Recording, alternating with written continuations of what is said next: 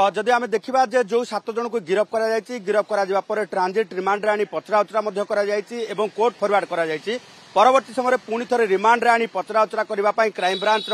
Cyber cell वर्तमान संपूर्ण भाव प्रस्तुत होउची। यार भितर आहुरी 2टी टीम राज्य बाहर अच्छी गोटे टीम दिल्ली एरिया रे अच्छी एवं गोटे टीम हैदराबाद अंचल रही जहाँ जनापड़ी। तेज सबुठ गुरुत्वपूर्ण कथा होची जे जो माने साइबर ठक अच्छी से माने बड़ बड़िया लोकों को ही टार्गेट करुले। कारण आमे जदि देखिबा जे पूर्वरु एइभली भाबे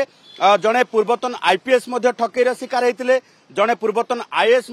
ठकेर शिकार होते, एवं जने पूर्वतन मंत्री तथा वर्तमान विधायक काकटपुर विधायक तुषारकांति बेहरा को ये ठक माने तांको जाल रे पकेबा सहित 1,40,00,000 टंका ठकी नहीं। ये कथा जिते सामना को आसुची निश्चित भाव वर्तमान चिंता करिवार विषय अच्छी जे वर्तमान फिजिकल क्राइम ठारू साइबर क्राइम वर्तमान बहु आगे चलुची एवं साइबर अपराधी माने माइल माइल बाटर दूर बसिकी वर्तमान एइभली भाबे कोटी कोटी टंका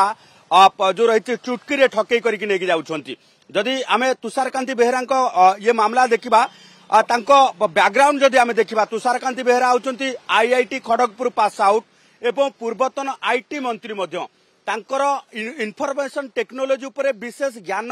थाई कि मध्य से 1,40,00,000 टंका हरई बसुचंती एवं साइबर ठक माने तांको ट्रेडिंग आप जरिया रे ये टंका ठकई करि नउचंती। तेणु जेते वैधानिक सचेतनता देले मध्य जदि आपण कोनोसी प्रकार प्रलोभन रो शिकार हेले एवं अल्प समय भितर अधिक टंका रोजगार करबा पई एई भली भाबे अननोन आप एवं अननोन एजेंट मानकर कॉल रिसीव करबा सहित सेमानक कमांड अनुसार काम कले तेबे आपण साइबर ठकेर शिकार हेबा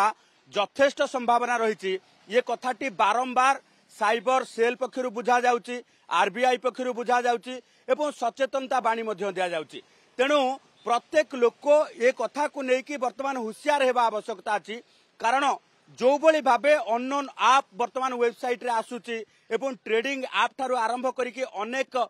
जो रहिचंती जो एजेंट माने आपण मानको प्रलोभित करूछंती कम समय रे